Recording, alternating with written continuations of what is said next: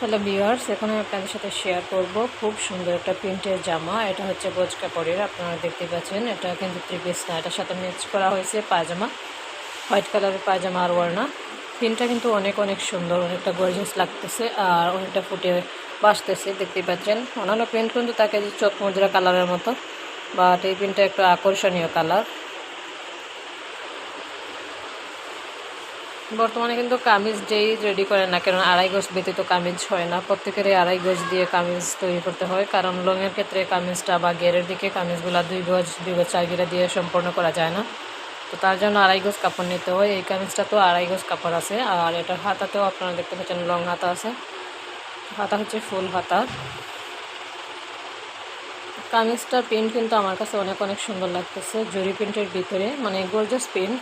তারপরেও কামিজটা অসংখ্য সুন্দর লাগতেছে, এগুলা আপনার কফি কালার আর সাদা কালারের ভিতরে, তার জন্য